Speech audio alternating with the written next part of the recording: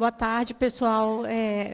Antes de começar, eu queria agradecer à equipe que idealizou esse curso pela ideia e pelo convite, né? É um prazer, uma satisfação enorme estar aqui com vocês. E eu não posso deixar de fazer uma brincadeira que eu fiz com o Lucas essa semana. Eu sou uma pessoa que gosta muito de fazer imersão quando eu faço as aulas e tal. Então, eu estou com pneumonia, né? Como eu venho falar de raio-x aqui, então eu já aproveitei já, né? E peço desculpas se eu ficar um pouquinho com falta de ar durante a aula, tenham um pouquinho de paciência comigo, porque hoje eu estava brincando com ele que é a primeira vez, uma semana praticamente, que eu saio de casa. Então, vai ser um desafio e vocês terem uma ideia da importância que é para mim estar aqui com vocês, né? Então, vamos falar um pouquinho hoje de dois temas principais na urgência. Porque quando a gente fala de urgência e emergência, a gente muitas vezes tem uma fala que pode oscilar de ambientes muito bem equipados e com muita disponibilidade de recurso, como a gente tem, a sorte de ter em alguns hospitais privados. E, ao mesmo tempo, falar também de ambientes de extrema escassez de recursos, em que, muitas vezes, o médico do serviço é você, e você é o médico clínico, é o intensivista, é o cirurgião, é o radiologista, é todo mundo. Então, eu acho que são ambientes muito diversos e, quando a gente sabe lidar com o mínimo, quando a gente vem para o máximo, é mais fácil a gente conseguir orbitar melhor ali. Então, hoje a gente vai falar de raio-x na urgência. Em qualquer cenário de urgência mais simples que eu possa imaginar, vai ter um recurso de radiologia simples para ser explorado por vocês. E é muito importante a gente saber quando utilizá-lo, para que utilizá-lo e, eventualmente, quando não utilizá-lo também. Foi me pedido para falar, dentro desse cenário, de dois principais tópicos aqui. A primeira, a radiografia do tórax, entendendo que o tórax vai ser um dos grandes recursos a ser explorados ali na radiologia simples, né, na radiologia geral, e um pouquinho de radiologia de abdômen. Eu dividi a aula assim, 70-30. Então, eu vou falar 70% de radiologia torácica, um pouquinho, muito pouco, de princípios e técnicas, só para vocês entenderem o que é uma radiografia simples, como é que ela se origina, como é que ela se forma. Vou falar um pouquinho da abordagem de interpretação estruturada, então eu vou deixar duas dicas para vocês aqui de como é que a gente faz essa interpretação rápida para não especialistas no pronto-socorro. E vou falar um pouquinho sobre a anatomia radiológica básica, que é inevitável dentro de um contexto de doenças aplicadas. Então, eu vou trazer vários casos clínicos que eu elenquei como sendo os principais, os que a gente não pode deixar de saber quando a gente vai fazer um plantão.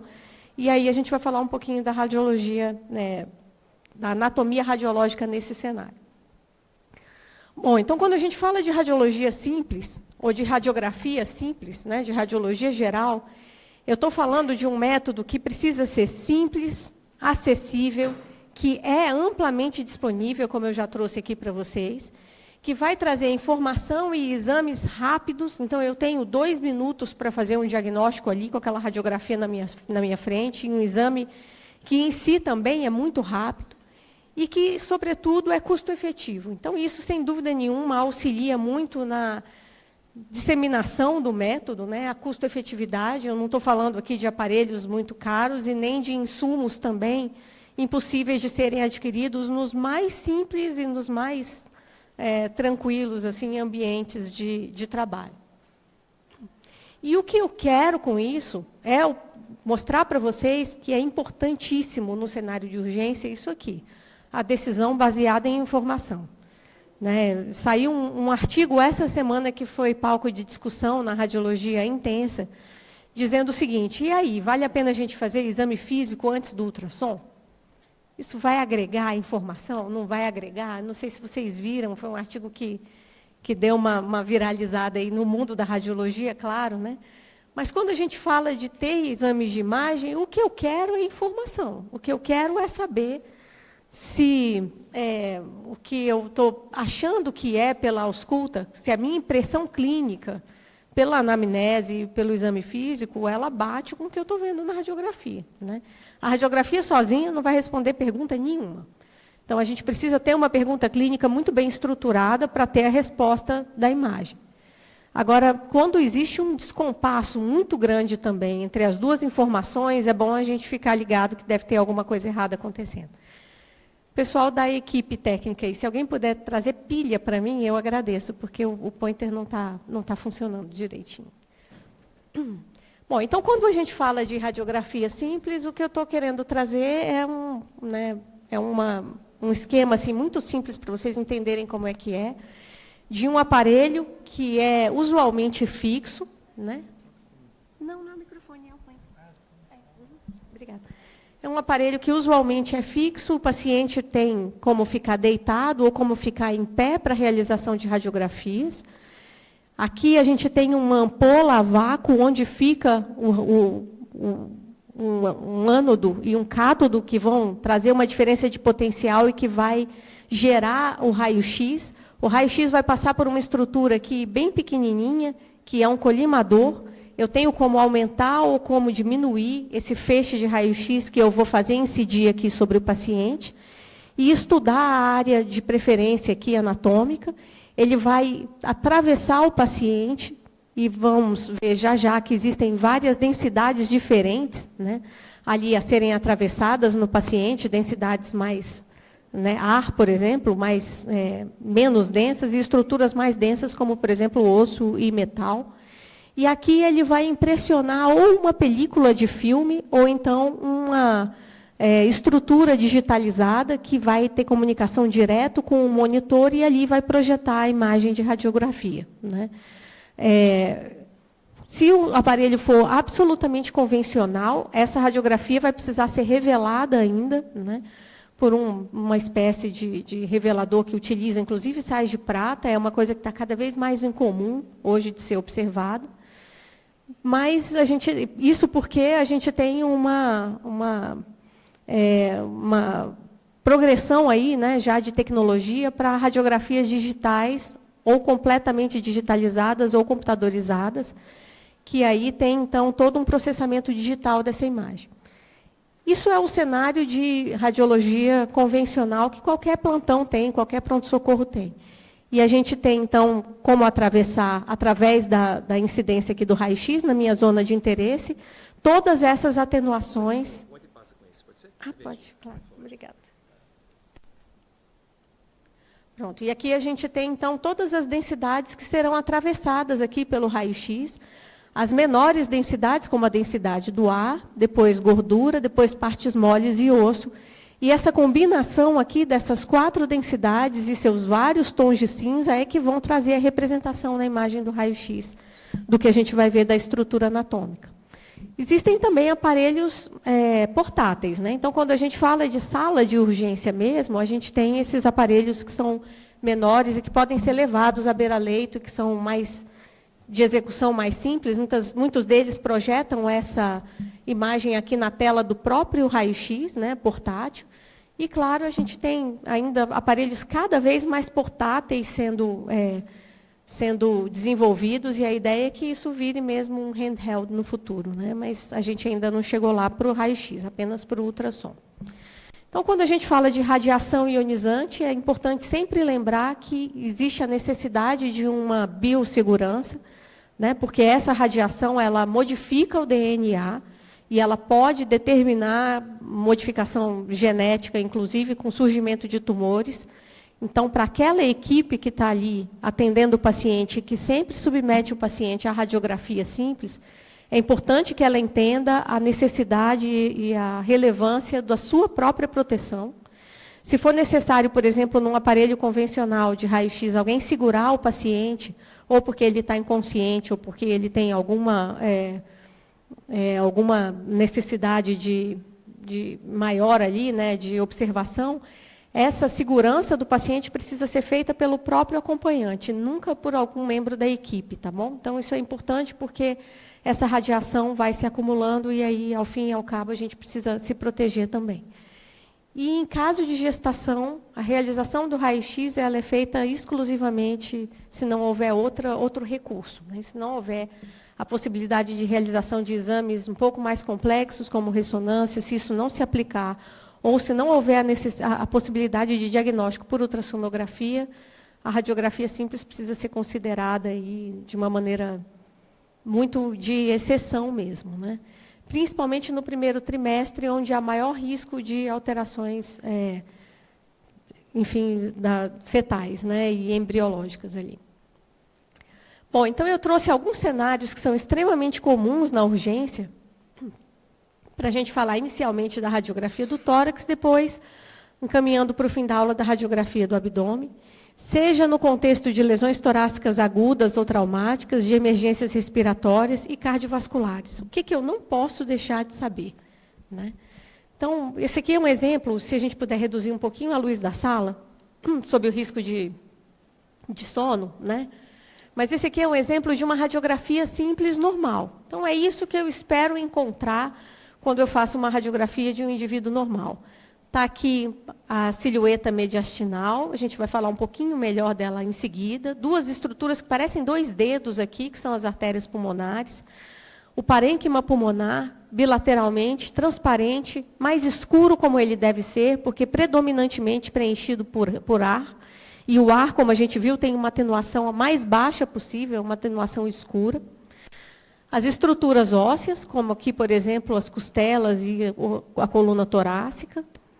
E as partes moles que estão aqui, que são representadas por tudo junto e misturado. Então, estruturas vasculares como o botão aórtico são partes moles, coração é representado aqui, partes moles, o tecido mole aqui de músculo e gordura junto da escápula, partes moles. Então, na radiografia simples, a gente não consegue fazer, como a gente faz na tomografia, uma diferenciação de estruturas, né, com maior clareza, do que é gordura, do que é sangue, do que é hematoma, do que é músculo, do que é vaso. Aqui na radiografia, isso tudo ganha a mesma representação de tom de cinza e a mesma atenuação.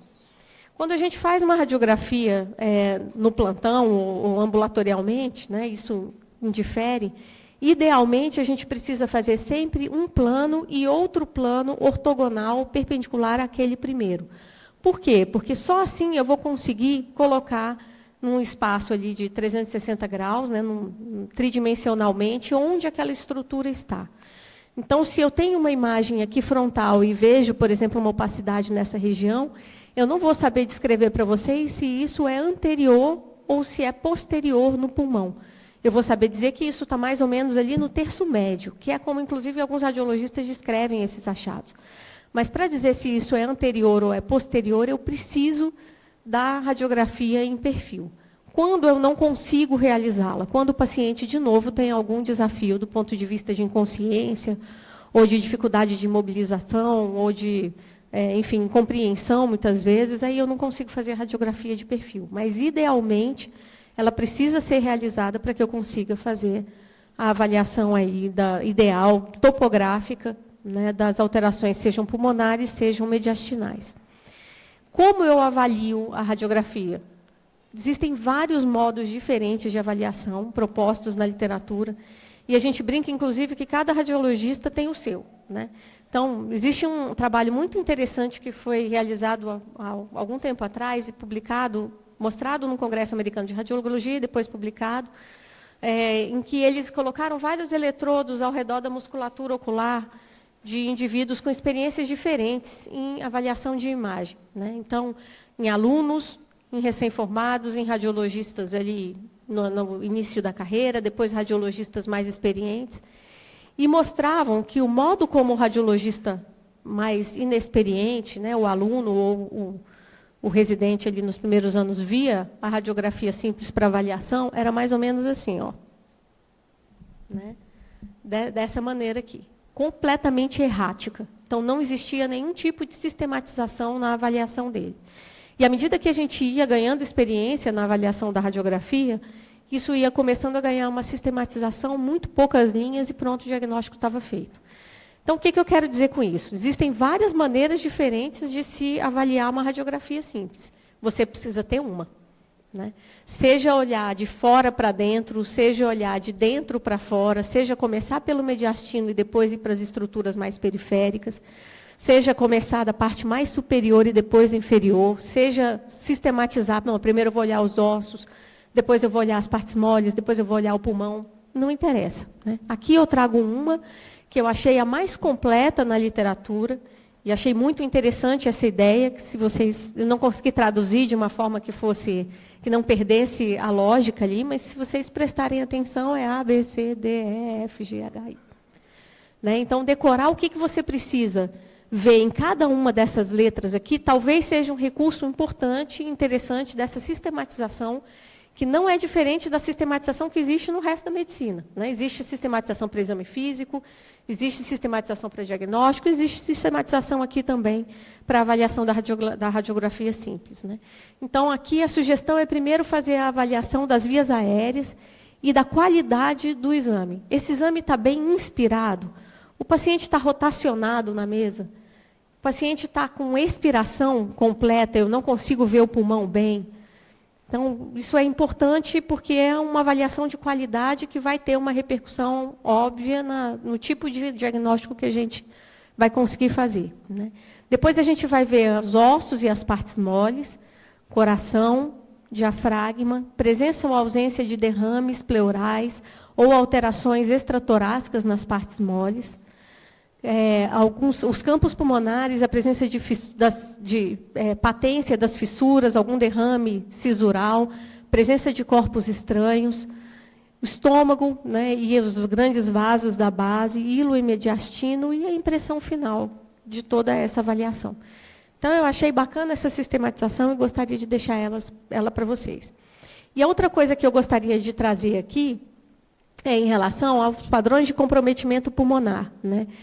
Porque é outra dica importante. Quando a gente vai fazer a avaliação do parênquima pulmonar na radiologia, e a gente vai ver vários exemplos disso já, a gente busca principalmente por 2 padrões de imagem, para trazer uma simplificação e uma avaliação bem objetiva aqui para vocês.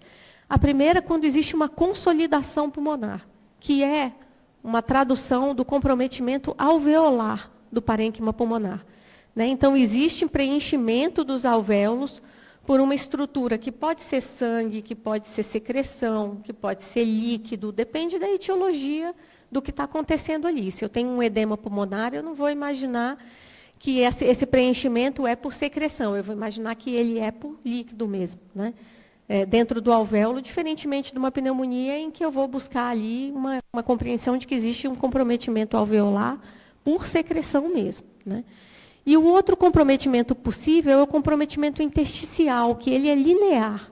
Se aqui a gente tem uma consolidação com broncogramas aéreos aqui sendo vistos no meio dessa consolidação, aqui, por sua vez, eu tenho várias linhas que traduzem esse comprometimento intersticial. E que é importante, por exemplo, na caracterização de doenças que têm etiologia cardiovascular, como, por exemplo, uma insuficiência cardíaca, cuja tradução dessas linhas aqui periféricas não é mais nada, nem menos nada do que as linhas B de Kerley, né, que a gente ouve tanto falar. E assim eu trouxe 10 condições que eu não posso deixar de reconhecer na radiografia simples. Então, você está no plantão, chega um paciente, como eu, com tosse, dispneia e expectoração amarelada, clássico, né? Pneumonia. Onde? Então, a gente precisa, para além de saber onde é que essa consolidação está aqui localizada, saber onde é que ela está localizada, porque, ao fim e ao cabo, isso também vai ter alguma repercussão. Dica. Aqui eu tenho um mediastino, essa é uma criança, é um paciente pediátrico, e aqui eu tenho um mediastino, e na representação aqui dessa área mais branca do mediastino, a silhueta cardíaca, ok? Eu consigo traçar a lápis nessa silhueta cardíaca uma linha escura aqui e outra linha escura aqui, que são os bordos, né, das câmaras cardíacas direita e esquerda, como a gente vai ver já. Aqui eu tenho uma área mais branca que vem além dessa silhueta cardíaca. Está localizada aqui. Mas, apesar de estar localizada pertinho do coração, ela não borra a silhueta cardíaca. Eu continuo vendo muito bem, traçada a lápis ali, aquela silhueta cardíaca. Isso significa que essa consolidação está localizada no lobo inferior do pulmão e não no lobo médio. E isso, eventualmente, para crianças é uma coisa bastante importante. Se eu vejo, portanto, a silhueta cardíaca, eu sei que essa consolidação ela não deve estar localizada no lobo que fica mais próximo do coração, que é o lobo médio. Ela deve estar localizada no lobo inferior. Então, a pneumonia bacteriana é um dos achados mais frequentes no pronto-socorro, né? A gente observa sempre assim como uma área de consolidação, eventualmente com brônquios, que eu consigo ver de permeio a essa consolidação, que é o que a gente chama de broncograma aéreo, eventualmente com algum componente de atelectasia associado, que é o que faz essa estrutura ter bordos tão retilíneos aqui. Então, novamente, plano frontal e plano lateral, né? Eu vejo aqui uma área triangular de consolidação, que é a broncopneumonia, e que está localizada aqui, no meu plano lateral, acima do nível onde eu veria a cisura horizontal. Então, ela está aqui em cima. Ora, se aqui é a cisura oblíqua e aqui é a cisura horizontal, e essa consolidação é essa mesma, e ela está localizada acima da cisura horizontal, isso, na verdade, é no lobo superior do pulmão. Ah, não, é porque eu acho que está aqui no lobo inferior, porque está mais para baixo. Não, é técnico, não é achar, né? É igual como a gente começa, né, a perceber essas descrições de pneumonia no terço médio do pulmão. Mas o pulmão, ok, terço médio, mas onde? Em que lobo? Então, eu trago aqui para vocês um exemplo muito simples de que a gente consegue topografar muito bem por radiografia simples também, né? Por que não? Cuidado com os cenários de exceção. Essa é uma criança, esse é um bebegrama praticamente, né? Eu coloquei aqui uma tag amarela na barriguinha do bebê, mas a gente vê aqui o que poderia ser muito parecido com essa outra imagem aqui, certo? Super parecido. Só que esse é um bebê muito pequenininho, então ele não tem 1 ano de idade. Isso é o timo. Cuidado com o reconhecimento do timo, que é uma estrutura anatômica normal, na criança, e cuidado no sentido de não confundi-lo com uma pneumonia, tá bom? É uma confusão mais frequente do que a gente imagina. O timo tem diferentes apresentações na radiografia. Essa é uma das mais clássicas, que é o que a gente chama de representação em vela, né? Mas ela não pode ser confundida de jeito nenhum com pneumonia. E aqui, novamente, então, os nossos exemplos de uma pneumonia, só recapitulando, do lobo superior, do pulmão direito. Aqui sempre é à direita e aqui sempre é à esquerda. Essa pneumonia, diferente das outras que eu mostrei, ela está borrando a silhueta cardíaca. Eu já não consigo mais ver bem a silhueta cardíaca aqui. Ela está localizada no perfil exatamente em cima do coração. Então, essa é uma consolidação do lobo médio. E aqui, abaixo do que seria o nível aqui, o plano da cisura horizontal, posterior e abaixo a ela, uma pneumonia do lobo inferior direito novamente. Existe um sinal que pode ser muito útil, ele é muito discreto, mas ele pode ser muito útil também no contexto de urgência, principalmente quando a gente não vê representações tão dramáticas como essas que eu mostrei agora de pneumonia, certo? Que é um sinal que se chama sinal do gradiente, que eu vou explicar melhor aqui para vocês o que é.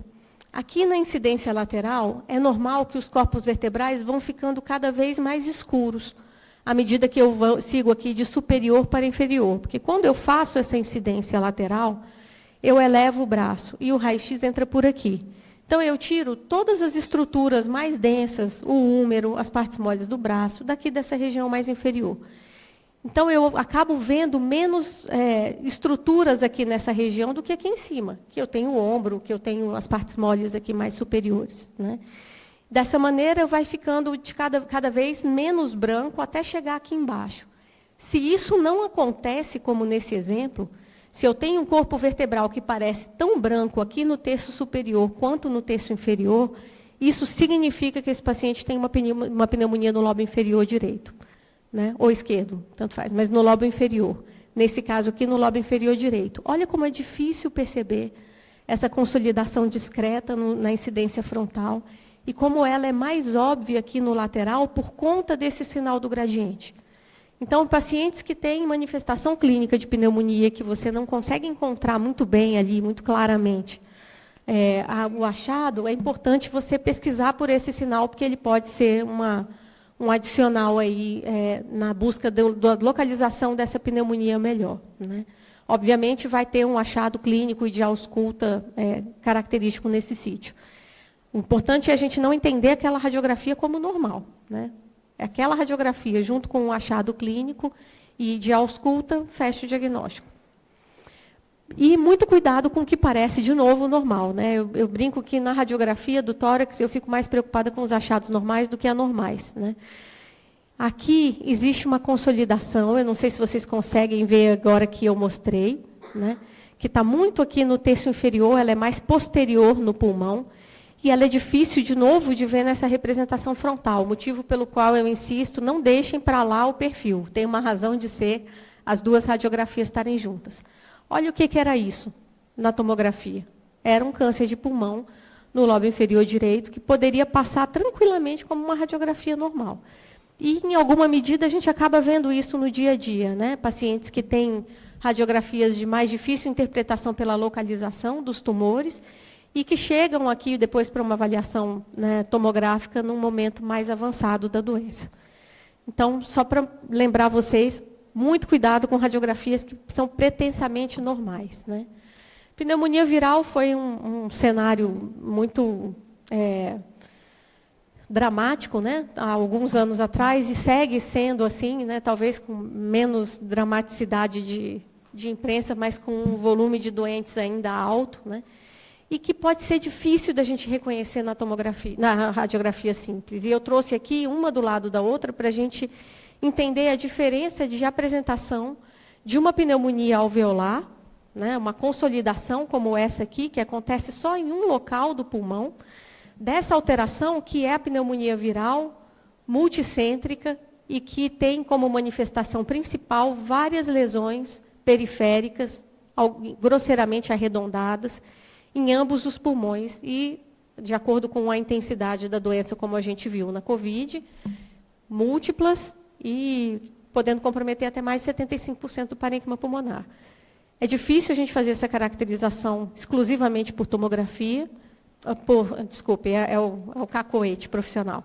É difícil fazer essa avaliação exclusivamente por raio-x, mas, para auxiliar-nos, foram desenvolvidos, no momento ali da pandemia, vários algoritmos de inteligência artificial, que vêm, sim, para adicionar e para agregar, e muito, né, na avaliação por imagem, como esse aqui, que consegue fazer uma interpretação mais aguda até do que o meu olho, né, dando conta de que a probabilidade para a COVID nesse lobo superior aqui era de 88% praticamente. Vejam que eu quase não consigo ver alteração aqui. De novo, raio-x simples normal, ele pode não estar normal, pode ter uma alteração abaixo da resolução do método e da minha interpretação visual. Então, quando necessário, e se clinicamente houver esse mismatch, a gente precisa migrar para outros exames de imagem, como a tomografia. Então, encerrando esse aspecto de consolidação, vamos falar agora um pouquinho das alterações intersticiais, né? Duas alterações intersticiais eu gostaria de trazer para vocês. A primeira, de congestão pulmonar, né? Pacientes cardiopatas que procuram o serviço de urgência com descompensação cardiovascular. Existem outros sinais aqui que, obviamente, precisam ser considerados quando eu vou fazer a avaliação do tórax, e um desses sinais mais óbvios é a própria cardiomegalia, né? A gente espera ver um coração que tenha, como maior diâmetro aqui, um diâmetro pelo menos, ou até o diâmetro do hemidiafragma, direito ou esquerdo aqui, né? Tanto faz. Mas este raio precisa ser igual ao raio daqui da metade da coluna até a extremidade distal aqui do hemitórax. Se ele tiver maior do que esse diâmetro, ou do que esse raio, isso significa que esse paciente tem uma cardiomegalia. E, associadamente à cardiomegalia, o engurgitamento dos hilos pulmonares, aquele dedo que eu vejo aqui mais borrado, né, com mais linhas associadas, e com várias linhas periféricas e principalmente subpleurais melhor avaliadas aqui nesse aumento, né, várias linhas que são as linhas B de Kerley na periferia do pulmão direito, por exemplo, né, porque isso é bilateral, isso traduz uma congestão pulmonar pela radiografia simples. E que pode, eventualmente, cursar com alguma complicação e com uma evolução aí para, por exemplo, edema agudo de pulmão. Um achado agora diferente, em que eu vejo um aspecto que na radiologia a gente chama de asa de borboleta, né? Uma infiltração grande dos hilos pulmonares bilateralmente, associada a todo o resto que eu já tinha mencionado das linhas pulmonares, cardiomegalia, e, eventualmente, inclusive, com uma não identificação adequada dos campos pulmonares inferiores, já por derrame pleural e por uma consolidação associada por edema hidrostático e por alteração, preenchimento alveolar difuso no contexto do edema agudo de pulmão. Então, esse é uma outra doença que a gente não pode deixar de reconhecer e rapidamente para que seja tomada a conduta mais rapidamente possível, mais ideal possível. Um outro cenário que a gente avalia aqui na radiografia simples é o do pneumotórax. Pneumotórax representa ar fora do parênquima pulmonar. Então, é um ar que escapa do parênquima pulmonar, seja por trauma, seja por alguma bolha pulmonar, seja por alguma doença congênita, e vai se alojar na cavidade pleural. Então, com isso, dependendo do volume de ar que tem localizado aqui no espaço pleural, o pulmão vai diminuir de volume e vai atelectasiar, como nesse caso aqui. Então, essa é uma incidência frontal da radiografia simples do tórax, mostrando essa estrutura branca, que é uma consolidação do pulmão por uma atelectasia quase completa desse lobo inferior, determinada pelo pneumotórax. Essa estrutura aqui, mais escura, é ar fora do pulmão, e a linha branca que a gente vê aqui é a pleura, rebatida para baixo, né, por causa do volume que é ocupado por ar fora do pulmão, aqui nessa região da cavidade pleural, certo? Então, dependendo do tamanho, do volume do pneumotórax, existe uma consolidação que pode chegar até uma atelectasia completa do parênquima pulmonar. E é importante a gente procurar pelo pneumotórax, porque senão a gente não vai encontrar muito facilmente esse achado, não. Então, a gente vê aqui o pulmão murchinho, né, parcialmente atelectasiado, e o ar fora da pleura, ou dentro da cavidade pleural, fora do pulmão, localizado aqui, e reconhecido como essa estrutura completamente escura, aqui, completamente preta. Aqui é mais fácil, porque a atelectasia foi completa do pulmão direito, nesse caso de um acidente de punção. Então, o paciente foi instalar um catéter venoso profundo, como vocês veem aqui, e houve um pneumotórax iatrogênico, né, como uma consequência desse procedimento, que foi rapidamente visto aqui pela radiografia. Isso tudo que a gente vê escuro aqui é gás no espaço pleural, promovendo a atelectasia completa do pulmão, certo? Então, depois que a gente faz a avaliação, depois que a gente faz o procedimento, é muito importante a gente fazer a avaliação por radiografia, tanto para checar a localização do dispositivo que foi implantado, quanto para ver se existe alguma outra alteração associada. Derrame pleural também é uma alteração possível, como a gente vê aqui. Então, é o preenchimento desse mesmo espaço pleural, agora não por gás, mas por líquido, e a gente consegue, inclusive, estimar o volume do derrame pleural de acordo aqui com o quanto há de preenchimento pleural aqui, se discreto, se mais moderado, ou se absolutamente comprometendo todo o hemitórax. E, nesse caso, o que a gente vai ver é um aspecto muito similar a esse de opacidade, né, como se fosse uma consolidação, mas, na verdade, as partes moles aqui traduzidas por líquido, que a gente vê aqui, né, tanto nas duas incidências, tanto na frontal quanto na lateral. Eu trouxe aqui um artigo, que não é um artigo exatamente novo, mas é um artigo falando de corpo estranho, que foi ingerido por esse bebê, e, nesse caso, uma bateria de lítio. Esse reconhecimento também é importante no cenário de urgência, porque a bateria de lítio, quando presente no esôfago, ela pode promover uma mediastinite erosiva em um período tão curto quanto 2 horas, e muitas vezes irreversível, né, com rotura esofágica, com rotura vascular. Então, quando a gente vê uma estrutura que tem uma chanfradura aqui inferior, isso não deve ser moeda, isso deve ser bateria de lítio. E isso é uma urgência absoluta, essa estrutura precisa ser retirada daí.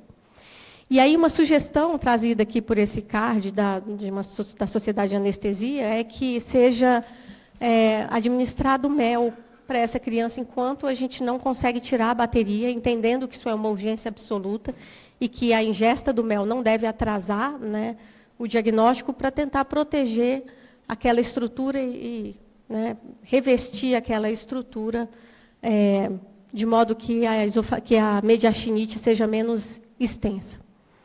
Eu trouxe aqui também uma sugestão de algumas aulas, né, que falam bem sobre o posicionamento das estruturas cardíacas, né, na radiografia simples do tórax, mostrando que a gente consegue igualmente, né, perceber onde estão as câmaras cardíacas, mesmo na radiografia do tórax, e, inclusive, reconhecer onde é o sítio de aumento predominante de qual câmara e se existe uma descompensação traduzida ali pelas linhas que a gente já viu, né, onde ela está e o que ela poderia estar comprometendo mais, né. Então, nesse caso aqui, a gente observa a presença de uma prótese mitral num paciente que tem uma cardiomegalia global, mas principalmente uma cardiomegalia às custas de câmaras esquerdas. Então, a gente vê aqui um duplo contorno do átrio esquerdo, aqui o contorno posterior do mesmo átrio esquerdo distendido, e o mergulho da ponta do coração, né, no diafragma, que caracteriza o aumento da câmara cardíaca esquerda. Essa paciente aqui é uma paciente que eu trouxe de um caso recente lá do hospital, né, com uma cardiomegalia global e, novamente, achados aí que a gente já viu. E o derrame pericárdico, para além, então, das estruturas cardíacas estarem aparentemente aumentadas, existe uma outra característica aqui muito interessante, que é uma conformação cardíaca muito peculiar, chamada coração em moringa, que traduz aqui, então, o derrame pericárdico. Como eu mencionei, é importante a gente cuidar dos posicionamentos de tubos e drenos, né? A gente checar sempre por radiografia também, quando oportuno e possível, o posicionamento dessas estruturas, como nesse caso em que houve uma intubação seletiva aqui para o bronquifonte direito, e a gente vê uma hiperinsuflação pulmonar, o pulmão super escuro aqui desse lado, e uma consolidação por atelectasia completa do pulmão esquerdo por causa da intubação seletiva. Ou ainda, o posicionamento de um tubo pleural aqui, né? Uma paciente tinha um derrame pleural, ele estava sendo drenado, e isso determinou aqui uma grande quantidade de gás nas partes moles adjacentes ao tórax, um enfisema subcutâneo que você facilmente consegue detectar através do sinal sinal de craquelamento do subcutâneo que a gente vê aí, né? Muito bem, eu vou precisar de 5 minutos para falar um pouquinho sobre o abdômen. Vai ser bem rápido, porque a gente tem uma restrição grande de diagnóstico no abdômen em relação à radiografia simples, muito diferentemente do que a gente observa da possibilidade de diagnósticos diferenciais que a gente consegue muito assertivamente fazer no tórax. No abdômen não é exatamente assim. Então, a gente faz cada vez menos exames de radiografia simples do abdômen no cenário de urgência, porque eles ajudam talvez menos do que a gente gostaria, né? Do mesmo jeito do tórax, eu trouxe aqui uma sugestão, né, de como avaliar as estruturas abdominais no meu AbdoX agora, né, AbdoX, vendo um padrão de distribuição aérea, intestinal e gástrica, e extra-intestinal idem, na presença de pneumoperitone, por exemplo, avaliação das estruturas intestinais, das estruturas mais densas, órgãos e partes moles, e objetos externos ou artefatos. Esse é um padrão normal da radiografia simples do abdômen, né? E quando eu faço uma avaliação abdominal, no contexto de urgência, o que, na verdade, eu estou querendo dizer é que eu lanço mão, muitas vezes, disso aqui, do que a gente chama de rotina de abdômen agudo. Então, a gente faz uma radiografia com o paciente em pé, em ortostase, faço outra radiografia com o paciente deitado, preferencialmente em decúbito dorsal, e faço uma terceira radiografia com o paciente em pé para avaliação do pulmão. Por quê? Algumas doenças que comprometem as bases pulmonares, pneumonia, por exemplo, podem ter como manifestação principal dor abdominal. E, às vezes, a gente fica procurando por uma alteração abdominal, quando, na verdade, a alteração é torácica, né? E tem 2 cenários, e praticamente 2 cenários dentro do contexto de abdômen agudo, que a radiografia ainda ajuda para alguma questão diagnóstica, que são o abdômen agudo obstrutivo e o abdômen agudo perfurativo. No abdômen agudo obstrutivo, eu consigo ver uma distensão aérea anormal, completamente diferente desse aspecto que eu vejo aqui na radiografia simples normal, com níveis líquidos em vários locais diferentes da cavidade abdominal, como a gente vê aqui, em várias alturas diferentes, uma maciez, uma estrutura mais de partes moles aqui difusamente representada, para além desses níveis líquidos. E isso, junto com esse aspecto de distensão ou de dilatação do intestino delgado, e aqui as válvulas coniventes muito bem demonstradas, inclusive de forma vertical aqui, trazendo o que a gente chama de empilhamento de moeda, todos esses achados juntos mostram que existe uma obstrução intestinal. O quê? Não sei. Isso pode ser tumoral, pode ser decorrente de uma peritonite por uma causa inflamatória, não sei. E é esse não sei que faz com que a radiografia simples seja tão pouco usada hoje em dia para avaliação abdominal no cenário de urgência, pela restrição diagnóstica. Dificilmente hoje a gente vai fazer uma laparotomia exploradora para entender qual é a causa desse empilhamento de moedas ou dessa obstrução, sem antes realizar uma tomografia para saber qual é a etiologia, né, disso. E aqui a presença de pneumoperitônio num abdômen agudo perfurativo, que também é um outro achado que a radiografia simples ajuda muito, né? Eu aqui consigo perceber muito bem a parede das alças intestinais depois de uma perfuração, que se chama sinal de Higler, que é um sinal bastante clássico. Novamente, a presença de pneumoperitônio que precisa ser perseguida por nós em algumas localizações aqui do abdômen, como, por exemplo, junto das cúpulas diafragmáticas. Quando maior, promovendo esse sinal aqui, que a gente chama sinal do sulco profundo, tudo isso representação de pneumoperitônio. Eu confundo aqui onde está o pulmão e onde está esse pneumoperitônio, que vai até lá embaixo, nesse sinal do sulco profundo. Então, um pouco mais do mesmo, né? Qual é a causa? Não sei. Mesma coisa. Então, se foi um tumor que rompeu, se foi uma diverticulite aguda perfurada, se foi trauma, não sei. Corpo estranho, não sei.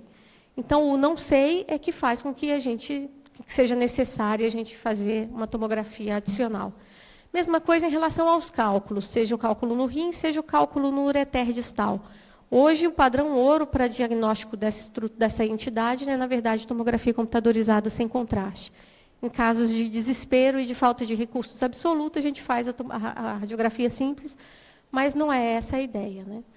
Outras doenças que também podem ser vistas na radiografia simples são o volvo intestinal, quando existe uma torção aqui das alças intestinais, que podem ser mais frequentemente de intestino grosso, como nesse caso do volvo de sigmoide, em que eu vejo aqui uma linha, um istmo, né, que aponta para a região aqui do Nordeste. O pessoal chama isso de sinal do grão de café, sinal do grão de feijão, sinal do Nordeste. Ou então, ainda, volvos mais dramáticos aqui, que promovem uma distensão difusa das alças de intestino grosso, como nesse caso, que também era um volvo de cólon sigmoide. Megacólon tóxico, que pode acontecer em pacientes com doença inflamatória intestinal, podem promover distensões muito dramáticas aqui, como nesse caso, do cólon transverso, né? E isso é indicação cirúrgica também, com uma urgência absoluta, pelo risco de perfuração cólica, muitas vezes com colectomia total. E outros achados que são menos, que têm uma repercussão menos, né, importante, como, por exemplo, o fecaloma e a constipação, que podem ser, claro, obstrutivos, como nesse caso, mais florido aqui, né, mais intenso, mas que normalmente representam apenas coproestase, como nesse caso difusa de um paciente de 74 anos, que em algum momento da vida fez contraste positivo oral, e aí ficou com todo o conteúdo fecal desenhado aqui na cavidade abdominal. Tudo que vocês veem mais branco é conteúdo fecal. A ascite tem uma representação muito pobre na radiografia simples. A gente vê essa ideia também de branco, né, de maciez na cavidade abdominal, mas, na verdade, difícil determinar o volume e, inclusive, até a própria presença de ascite, se isolada ou não, se carcinomatose peritoneal ou não. E os achados sempre emblemáticos que alegram todo o plantão, né, como esse da chave, que volta e meia a gente vê corpos estranhos que precisam ser resgatados aí. Eu faço parte de um grupo de digestivo aqui de Brasília, que a multiplicidade de corpos estranhos sempre me espanta, né? E aí, posicionamento de tubos... perdão. Não consigo voltar. Será que você pode voltar para mim? Tem 2 slides apenas. Mas era só para falar da multiplicidade aqui o próximo. Pronto. Obrigada. Joia. Só para mostrar aqui um catéter de Tenkhoff num paciente de 32 anos em diálise peritoneal. O auxílio também no posicionamento de tubos e drenos. Eu não estou conseguindo projetar meu último slide, ele está pulando, mas não tem problema. Era só um take-home message mostrando a importância de tudo que a gente falou aqui, a importância desse saber o que está acontecendo com o paciente para além do exame clínico. Eu acho que a imagem ela é muito adicional, ela é muito aditiva no contexto de urgência, assim como em todos os outros, e a gente não precisa ficar com esse receio de a gente só querer imagem ou que a imagem vai substituir. Não é disso que se trata, né? Mas lembrando que o apoio do radiologista como médico assistente do paciente também é importante, e explorem-no quando ele estiver disponível. Você é o plantonista de um hospital de médio porte e recebe um paciente vítima de acidente automobilístico estável com suspeita de trauma abdominal fechado. A sonda vesical com hematúria franca, queda de hematócrito. Qual a melhor estratégia de investigação diagnóstica?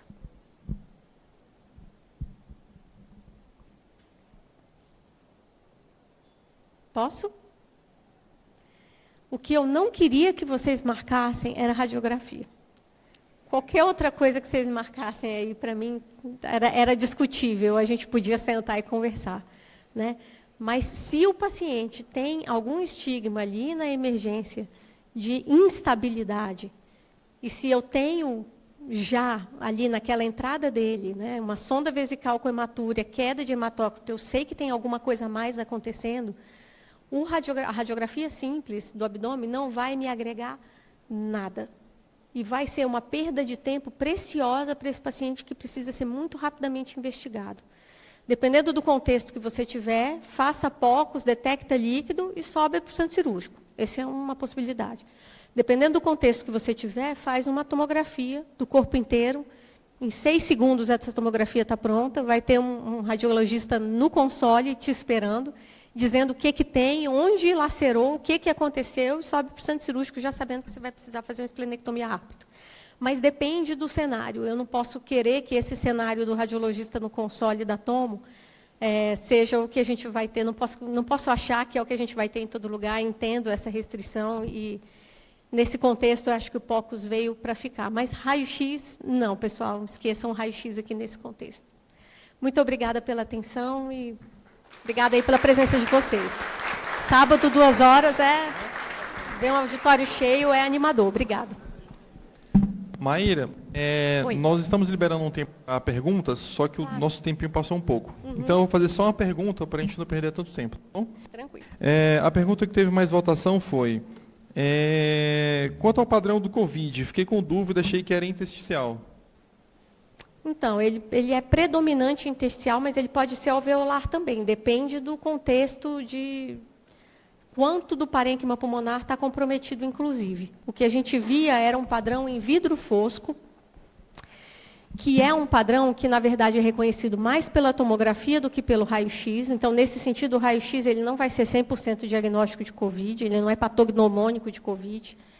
E a tomografia, sim, quando a gente via esse padrão em vidro fosco, que não chega a ser um padrão de consolidação, mas é um padrão em que eu consigo ver os vasos, uma transparência dos vasos, para além daquela estrutura que eu estou vendo ali mais densa, né? E aí eu consigo fazer o diagnóstico da COVID assim. Existe um comprometimento intersticial predominante, mas dependendo se existia fibrose associada ou consolidação associada numa evolução da doença, o padrão de consolidação também poderia coexistir. De todo modo, eu trouxe um exemplo aqui de uma radiografia, inclusive relativamente normal, se vocês se lembram, para mostrar que não existe confiabilidade da radiografia simples do tórax no diagnóstico de COVID. Eu não consigo excluir a doença por uma radiografia pretensamente normal, que, na verdade, a gente via ali na inteligência artificial, de que de normal não tinha muita coisa. Tá bom? Então, Maíra, se for Covid, tomo. parabéns pela aula mais uma vez. Agradeço todo o esforço que você fez. Obrigada, Eu sei que você está em prazer recuperação estar de aqui. doença ainda. Que você fique bem. Muito obrigado. Obrigada.